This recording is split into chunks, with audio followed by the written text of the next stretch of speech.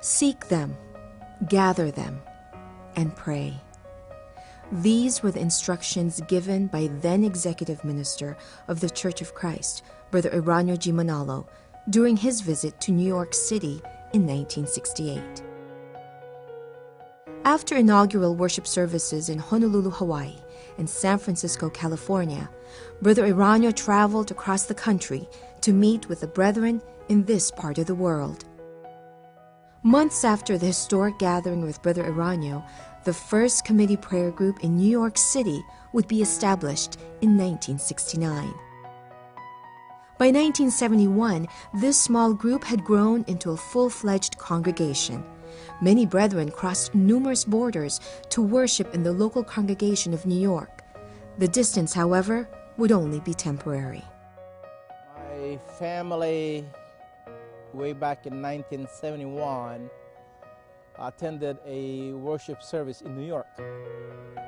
That's when we were told to form a committee prayer here in Washington, D.C.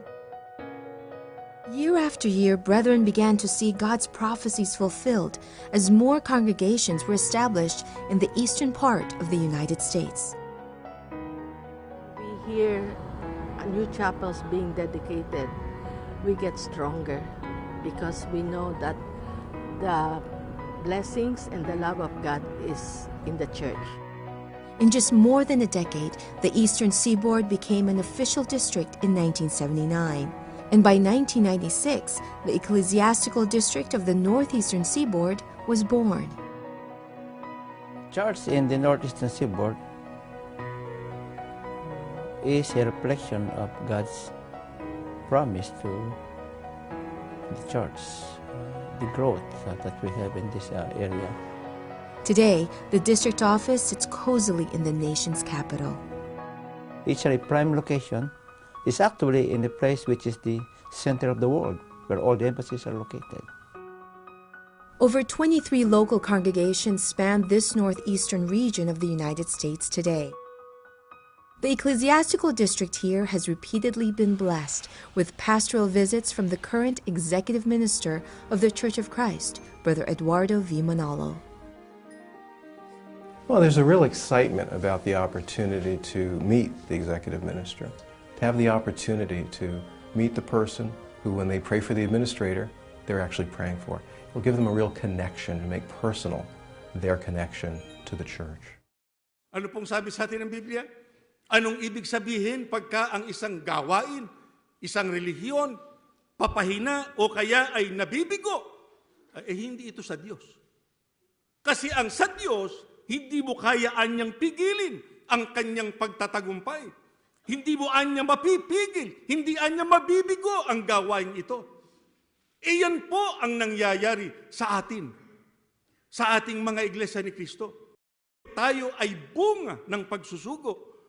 Pagtawag ng ating Panginoong Diyos, binigyan niya tayo ng kahalalan para natin gawin ang ating paglilingkod sa Kanya. Kaya tayo ang Kanyang sinasamahan. Kaya talagang dapat tayong magpasalamat sa Diyos. Walang dahilan para hindi natin gawin yung lubos na pagpapasalamat natin sa ating Panginoong Diyos dahil sa lahat ng mga pagpapalang espiritual na ito na Kanyang ibinibigay sa atin. They've seen and felt the love of God's leaders firsthand.